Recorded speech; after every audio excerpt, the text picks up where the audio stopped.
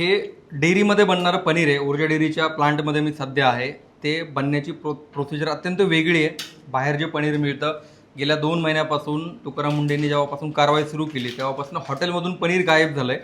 कारण हे पनीर बनवण्याची कॉस्ट प्रचंड मोठी असते, पण अत्यंत स्वस्तातलं पनीर मिळायचं. आतापर्यंत ग्राहकांना ॲनालॉग पनीर खाऊ घातलं जायचं, हे सगळं बंद झालं आहे. पण डेअरीमध्ये ओरिजिनल पनीर कसं बनतं हे मी दाखवण्यासाठी आलो आहे आणि स्वतः डेअरीचे चेअरमन आहेत त्यांच्याकडून मी प्रकाश कुतवल सरांकडून समजून घेणार आहे की ते ओरिजिनल पनीर कसं बनतं.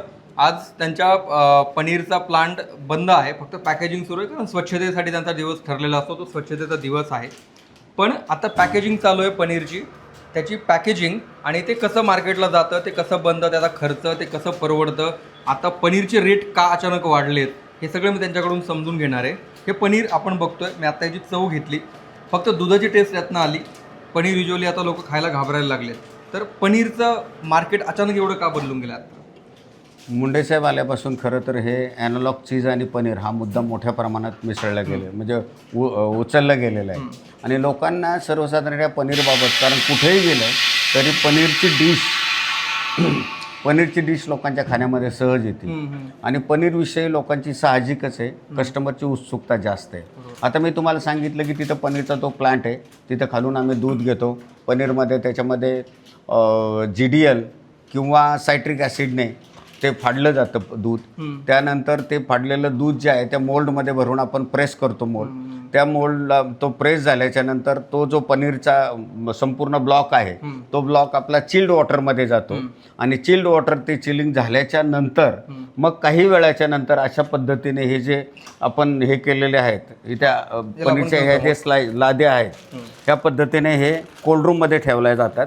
आणि नंतर मग आपल्याला जसं पाहिजे त्या पद्धतीने हे जे आहे त्या पद्धतीने आपण इथं पॅकिंगसाठी आणतो. त्या आता हे पॅकिंग होतं. हां, पॅकिंग होते.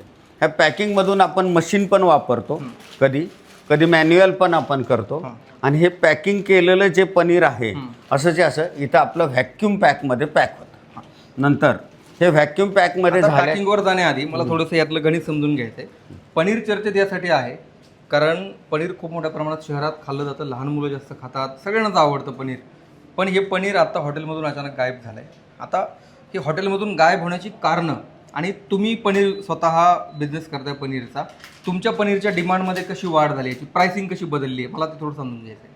काय माहिती का की पनीरमध्ये हे जे दुधापासून बनवलेलं पनीर आहे ते दुधापासून बनवलेल्या पनीरची जर कॉस्ट आपण त्या नॉर्म्समध्येच जर ते पनीर बनवलं तर 350 रुपये हे डेअरी लेवलवर येते.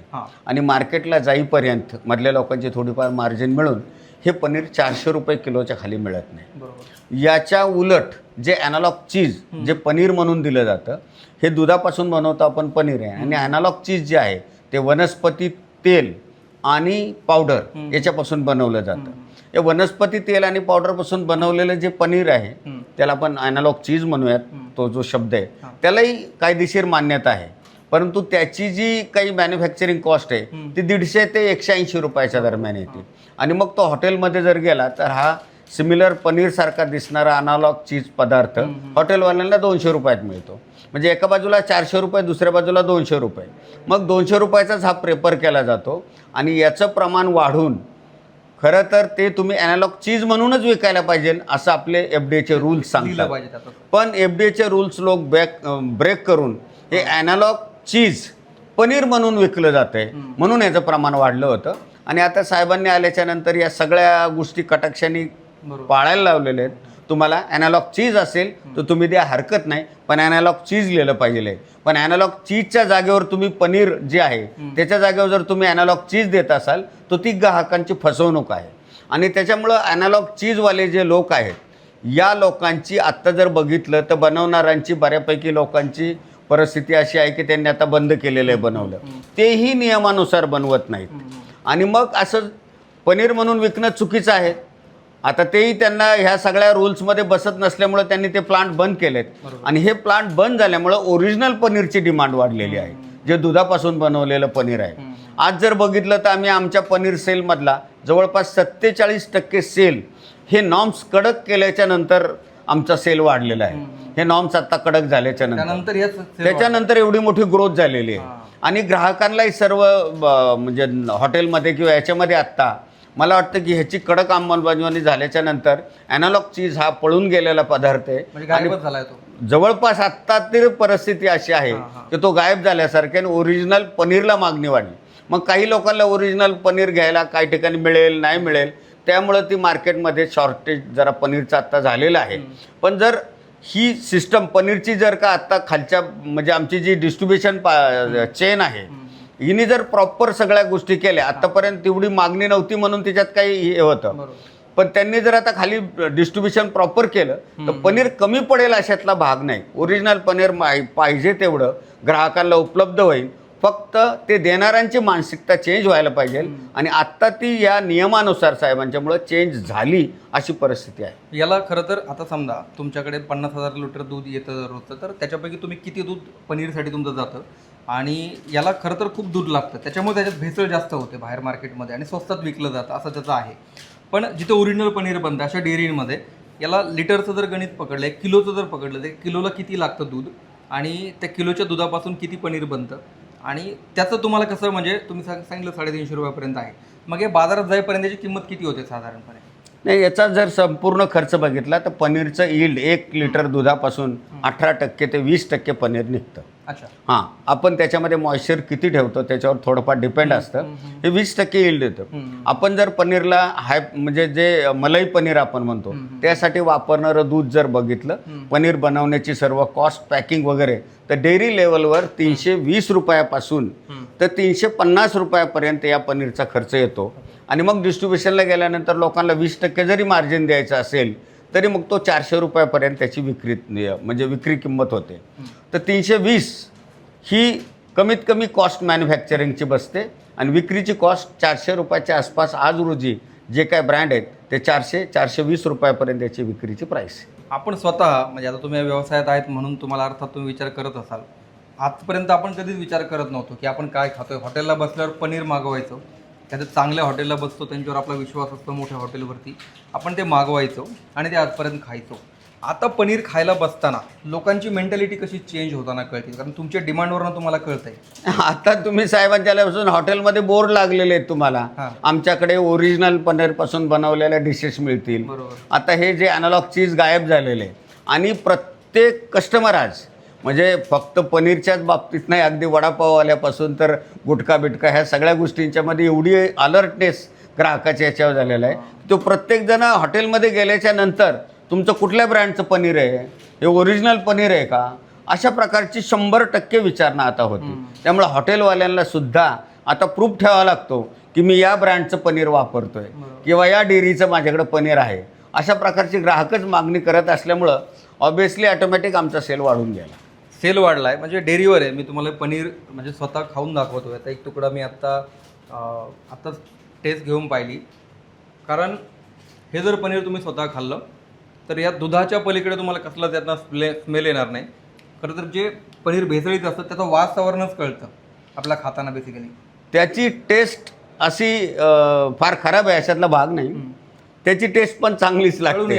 हां, कळून अजिबात येत नाही. याच्यापेक्षा सॉफ्ट असतं ते जरा.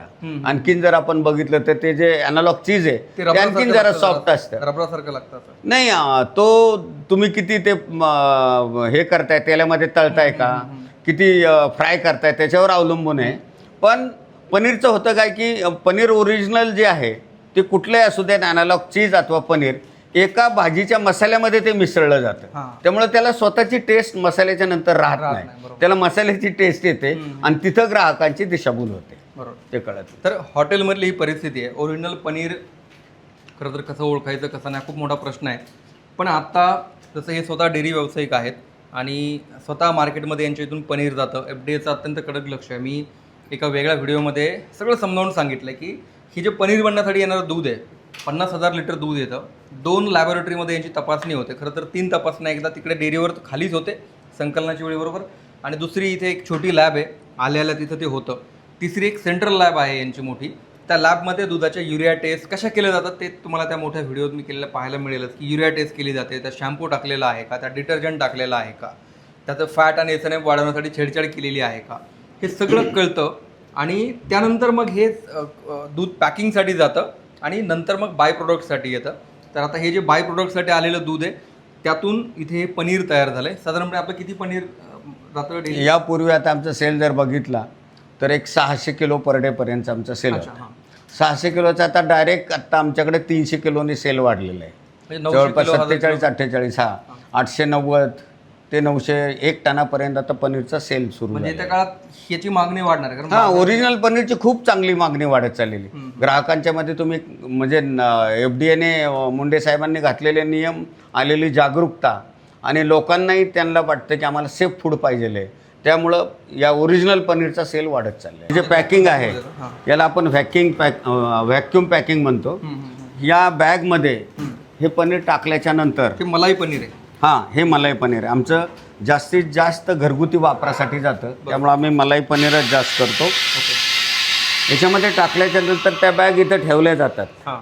आणि ती जर बघितली आता व्हॅक्यूम पॅकिंगने तर ह्या पॅकमधली पूर्ण हवा काढून घेतलेली आहे. बरोबर 100 ग्रॅम आहे. हां ह्याच्यामधली हवा पूर्ण काढून 200 ग्रॅम. घेतल्यामुळं हे सेल्फ लाईफ याचं उत्कृष्ट राहणार. ओके. याच्यामध्ये दुसरी हवा नाही, त्यामुळे पनीर खराब होणार नाही, सेफ राहणार. फक्त हे पनीर त्याने 4 डिग्रीला टेम्परेचर जपलं पाहिजे ओके. विकणाऱ्याला आणि थंड त्या ठेवायचं फक्त. हां फक्त 4 डिग्रीला थंड ठेवायला पाहिजे, त्यामुळे तो थंड ठेवू शकतो. बाकी बॅच नंबर, किती दिवस वापरायचं, प्राईस हे सर्व याच्यावर बॅच मारलेलं आहे, ओके. कोडिंग केलेलं आहे.